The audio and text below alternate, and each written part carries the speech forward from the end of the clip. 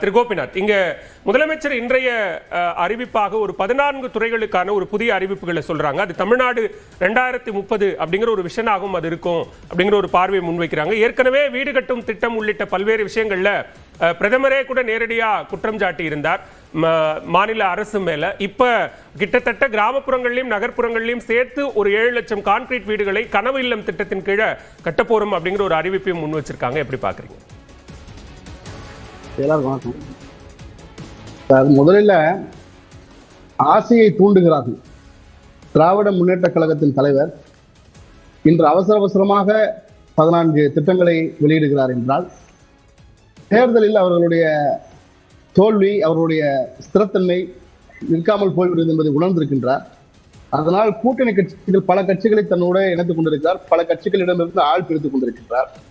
வர்றவங்களை எல்லாத்தையும் சேர்த்துக்கிட்டே இருக்கிறார்.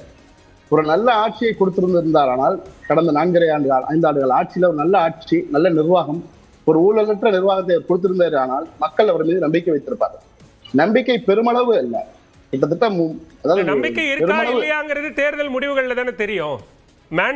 தேர்தல் முடிவுகளை மாற்றுவதற்கான தேர்தல் முடிவுகள் அவர்கள் அவங்க நம்மள மாதிரி இல்லைங்க. 10 நிறுவனம் வச்சிருக்காங்க. தன் மருமகன் ஒரு நிறுவனம் வச்சிருக்காரு. 10 நிறுவனத்தின் மூலமாக மக்களினுடைய நாடி துடிப்புகளை மன சிலைகளை அறிந்து கொண்டே இருக்கின்றார்கள்.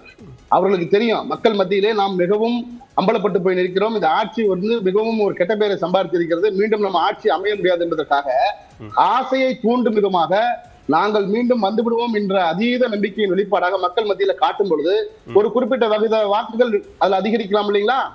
அந்த மாதிரியான ஒரு நூதன திட்டத்தோடு இன்றைய அறிக்கையை நான் பார்க்கிறேன். 5 ஆண்டு காலத்தில் இன்று அவர் குறிப்பிட்ட 14 திட்டங்கள் எதுவுமே அவர் ஞாபகம் இல்லைங்களா? 5 ஆண்டுகளை கடந்து விட்டு மீண்டும் 5 ஆண்டுகள் மதிவாணன் பேசும்போது தொடக்கத்துல சொன்னாரு, நீங்க இணையில வேணா உங்களுக்கு நான் திருப்பி சொல்றேன், ஏற்கனவே கொடுத்த வாக்குறுதிகளை தாண்டி கூடுதலா என்ன செய்ய போறோம் அப்படிங்கிற ஒரு பார்வையை அடுத்த 5 ஆண்டுகளுக்கு 2030 வரைக்குமான ஒரு விஷனாக இதை முன்வைக்கிறோம்னு அவங்க சொல்றாங்க. இல்ல, நல்ல விஷயம் அவர் சொன்ன மதிவானம் சொன்னதை நான் கேட்கல. பட் நீங்க குறிப்பிடும் போது நான் உணர்ந்துக்கிறேன். ஆனா நான் ஒண்ணு கேட்கிறேன் சார், கொடுத்த அவர் இது கடந்த 5 ஆண்டுகளுக்கு முன்பு கொடுத்த வாக்குறுதிகளின் நிலைமை என்ன என்பதை மக்கள் நன்கு அறிவார்கள்.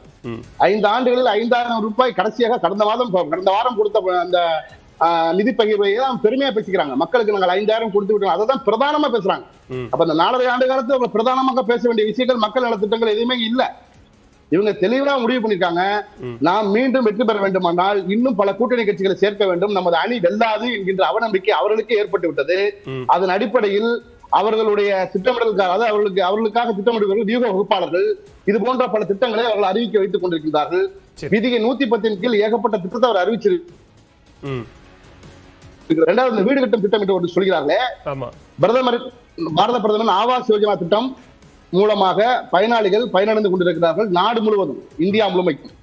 அம்மா அவர்கள் புரட்சி தலைவர் அம்மா அவர்கள் முதல்வராக இருந்த காலத்தில் அம்மா வீடு வழங்கும் திட்டத்தின் மூலமாக இங்கே பல பலன் பெற்றிருக்கின்றார்கள். அவையெல்லாம் ஏன் தொய்வை சந்தித்தன? அவை மறுபடியும் அதாவது நிதர்சனமாக தொடர்ந்திருந்தாலே இது போன்ற புதிய திட்டங்களை அறிவிக்காமல் இன்னும் வேறு விதமாக மக்கள் நல திட்டங்களை சிந்திக்கக்கூடிய வாய்ப்பு இன்றைக்கு முதல்வருக்கு கிடைத்திருக்கும் அல்லவா? ஆக இவர்கள் பின்னோக்கி ஒரு அரசை செலுத்திக் கொண்டிருக்கின்றார்கள். சாதகமற்ற சூழல் நிலவுவதால் மக்களின் வாக்குகளை பெறுவதற்காக மக்களுக்கு முன்னால் ஒரு ஆசை வார்த்தைகளை காட்டி ஒரு மக்களுடைய மனதை குழப்ப நினைக்கின்றார்கள் என்பதுதான் இந்த கருத்தா இருக்கு வச்சுக்கிறேன். எடுத்துக்கிறேன் கோபிநாத், நம்ம இடைவேளைக்கு இருக்கிறோம். மதிவாணன் நிறைய கேள்விகளை கோபிநாத் முன்னெடுப்பிருக்கிறார். இவருக்கும் பதில் சொல்லணும்னு விருப்பப்பட்டீங்க, சத்யனுக்கும் பதில் சொல்லுங்க. இல்லை, இப்போ ஃபஸ்ட்டு சத்யன் சொல்கிறது கடன் சுமையை பற்றி பேசினார். ஆமாம், இப்போ கடன் சுமையை பற்றி பேசும்போது 2011 நாங்கள் ஆட்சியை கொடுத்துட்டு போகும்போது தமிழ்நாடுடைய அரசு கடன் எவ்வளோ, 2021 நீங்கள் எங்கள் கிட்ட கொடுக்கும்போது கடன் எவ்வளோ, புரியுதுங்களா? அந்த கடனுக்கு இடையில் நீங்கள் வாங்கின கடனுக்கு வட்டின்னு ஒன்று கட்டணும்ல, அதுக்கு ஒரு நாளைக்கு 89 கோடி ரூபாய் வட்டியாக கட்டுறோம்னு சொல்லிட்டு நீங்கள் சட்டமன்றத்திலே இது பதிவு செய்யப்பட்டிருக்கு. அப்போ ஒரு நாளைக்கு 89 கோடினா வருஷத்துக்கு குறைந்தபட்சம் நீங்கள் சாதாரணமாக கணக்கு போட்டால் கூட சரிங்களா, ஒரு 30,000 கோடிக்கு மேலே வட்டியே கட்டணும் ஃபார் வருஷத்துக்கு. 30,000 கோடி வட்டின்னு வரும்போது நான் சொல்கிறது தோராயமான கணக்கு. அப்போ 5 வருஷத்துக்கு 1,50,000 கோடியை வட்டியாவே கட்ட வேண்டியது இருக்கு. அந்த சூழ்நிலைக்கு தள்ளினது உங்களுடைய நிர்வாக திறனற்றது காரணத்தால முதல் விஷயம். ரெண்டாவது, அதுக்கப்புறம் மக்கள் அதை சொல்லிதானே நீங்க வாக்கு கேட்டீங்க, மக்கள் அதனால தானே உங்களை தேர்ந்தெடுத்தாங்க. அந்த அரசு சரியில்லைன்னு சொல்லிதானே நீங்க வாக்கு கேட்டீங்க, மக்கள் உங்களை தேர்ந்தெடுத்ததன் காரணமும் அதுதானே. அப்ப மறுபடியும் அந்த குற்றச்சாட்டு அவங்க மேலே சொல்றது என்ன பலன் இருக்கும்? அந்த குற்றச்சாட்டுக்கு வந்து நீங்க செய்த நிர்வாக சீர்கேடுன்றத நான் பதிவு பண்ணணும் தவிர அந்த பிரச்சனைக்காக எந்த திட்டத்தையும் நாங்க இங்க நிறுத்தல, எந்த திட்டத்தையும் நாங்க வந்து தள்ளி போடலன்றதுதான் நான் சொல்ல வந்த கருத்து. ஒண்ணு. ரெண்டாவது வந்து சகோதரர் சொல்றாருல்ல, 2437 வேலைவாய்ப்பு முகாம்கள் நடத்தி 3 லட்சம் பேருக்கு வேலைவாய்ப்பு உருவாக்கி இருக்கோம். உதாரணத்துக்கு வேலைவாய்ப்பு பொறுத்த வரைக்கும். அதுக்கு அடுத்தது உங்க பீரியட்ல 10 வருஷத்துல 91 அரசு தொழிற்பயிற்சி நிலையங்கள் தான் இருந்தது. நாங்க இந்த 5 வருஷத்திலேயே 41 தொழிற்பயிற்சி நிலையங்கள் புதுசா உருவாக்கி இருக்கோம். அதே மாதிரி பாத்தீங்கன்னா உங்களுடைய அந்த கடந்த 10 வருஷத்துல 42 கலை மற்றும் அறிவியல் கல்லூரிகள் இருந்தது. ஆனா நீங்க இந்த 5 வருஷத்திலேயே நாங்க 38 அரசு மற்றும் கலைக்கல்லூரிகள் புதுசா உருவாக்கி இருக்கோம். ஸோ நாங்க எந்த இடத்துலையும் திட்டங்களை நிறுத்தவே இல்லை, எந்த இடத்துலயும் வளர்ச்சிக்கான பாதையை நாங்க நிறுத்தவே இல்லை. இதெல்லாம் வெளிப்படையா இருக்குது. இல்ல மாறா கொடுத்த தேர்தல் வாக்குறுதிகளே நிறைவேற்றப்படாமல் இருக்கும்போது, கோபிநாதம் அதை கேட்கிறார், நிறைவேற்றப்படாமல் இருக்கும்போது நீங்க கூடுதலா இன்னும் பிரதமர் வீடு கட்டும் திட்டம்னு ஒண்ணு இருக்கு. ஈவன் பிரதமர் கூட அதை நியூஸ் 18 நிகழ்ச்சியில தான் கேட்டார். 9 லட்சம் வீடுகள் கட்ட வேண்டிய இடத்துல ஒரு 3.5 லட்சம் வீடுகள் தான் கட்டப்பட்டிருக்கு.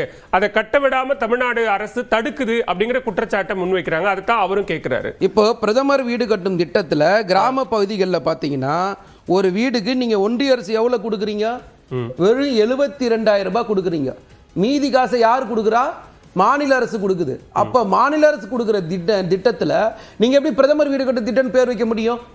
நான் திரும்பவும் சொல்றேன், பிரதமர் வீடு கட்டு இல்லங்க, பிரதமர் வீடு கட்டு திட்டத்துல மாநில அரசு அதிக நிதி கொடுக்குதா, ஒன்றிய அரசு அதிக நிதி கொடுக்குதா?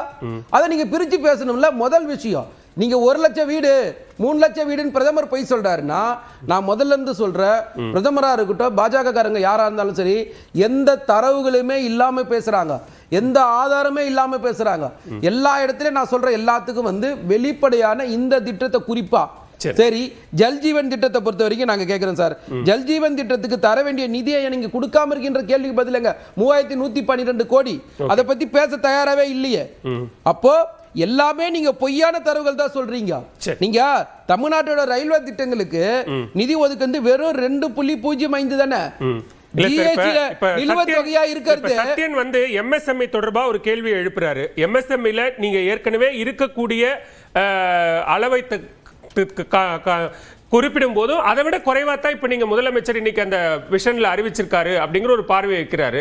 அப்ப அது என்ன வித்தியாசம்? இல்ல இப்போ நான் என்ன சொல்றேன்னா, இப்போ அந்நிய நேரடி முதலீடு 10 லட்சம் கோடிக்கு மேல ஈர்த்திருக்கோம். 30 லட்சம் பேருக்கு வேலை வாய்ப்பு உருவாக்கி இருக்குல்ல. அவர் எந்த தரவுகள் அடிப்படையில் சொல்றாரு? அத இப்போ இந்த முதலீடுல இங்க வருது இல்ல, இந்த கம்பெனிஸ் எல்லாம் இங்க வருது இல்ல, இதெல்லாம் கணக்கே இல்லாம அவங்க பேசினா என்ன அர்த்தம்? அவர் சொல்றது, முதலமைச்சர் சொல்றது இன்னையில இருந்து அடுத்த வருஷம், அடுத்த 5 வருஷம், அடுத்த 5 ஆண்டுகளுக்கானது. நீங்க இது எல்லாத்தையும் சேர்த்து பார்க்க கூடாது. இது தனி, இது தனி கணக்கு. நீங்க பொத்தாமதுவா பேசுனீங்கன்னா உங்களுக்கு இப்படிதான் புரியும். ஓகே சத்யன் சார், ஒரு கவர்மெண்ட் மாறும் பொழுது முந்தைய கவர்மெண்ட் செஞ்ச விஷயத்தை வந்து விரிவாக்கம் பண்ணுவாங்க, இல்ல அதை விட சிறப்பா ஒண்ணு கொண்டு வருவாங்க. இது வந்து ஒரு நீதி. இப்ப அம்மா உணவகத்தை வந்து பட்ஜெட்டை கொடுக்காம வேணும்னே மட்டம் தட்டி அதை மூடுற நிலைமை கொண்டு போய் தள்ளி விட்டது. ஆனா எடப்பாடியார் அம்மா உணவகத்தை வேலை தேடி வர புலம்பெயர் தொழிலாளிகள் 3 வேளையும் வந்து இலவசமா அம்மா உணவகத்துல சாப்பிடலாம்னு ஒரு திட்டம் கொண்டு வர்றாரு. அம்மா மருந்தகத்தை இப்ப முதல்வர் மருந்தகன்னு ஸ்டிக்கர் விடுறாங்க. இந்த ஒன்லி ஸ்டிக்கர் மட்டும் தான் இந்த ஆட்சி ஒட்டியிருக்காங்க, வேற எதையுமே பண்ணல. மத்திய அரசு ரொம்ப நெருக்கடியான காலகட்டங்கள்ல அம்மா உணவகத்துல இலவச உணவு கொடுத்தாங்களே சார். ரொம்ப நெருக்கடியான மழை வெள்ளம் போன்ற காலகட்டங்கள்ல இலவச உணவு கொடுக்கப்பட்டுச்சுல. இந்த அம்மா உணவு இப்ப என்ன நிலைமையில் இருக்குன்னு உங்களுக்கே தெரியும் பத்திரிகையாளரா. இப்ப திமுக செய்தி தொடர்பாளர் சொல்றாரு, வீடு கட்டும் திட்டத்துல அதிக நிதியை கொடுக்கறது வந்து மாநில அரசு தான். கொடுத்தது யாரு சார்? 1.5 லட்ச ரூபாய் இருந்து அதை 3 லட்ச ரூபாய் மாத்தினது புரட்சி தலைவி அம்மா. பசுமை வீடு திட்டம்ங்கிறது இவங்க வந்து என்ன சார் பண்ணாங்க? விலைவாசிக்கு ஏற்றால் போல் அதுல ஏதாவது மாற்றம் கொண்டு வந்தாங்கன்னா இல்ல, ஸ்டிக்கர் மட்டும் தான் ஒட்டினாங்க. ஜல்ஜீவன் ஸ்கீம் சொல்றாருல, ஜல்ஜீவன் ஸ்கீம் எல்லாமே வந்து போலி கணக்கு சார். கொடுத்த குடிநீரை வந்து எல்லாமே போலி கணக்கு நிறுத்தி இருக்குன்னு சொல்லி அங்கிருந்து ஒரு நோட்டிபிகேஷன் கொடுத்து பதில் கொடுக்காம உட்கார்ந்துருக்காங்க. இன்னும்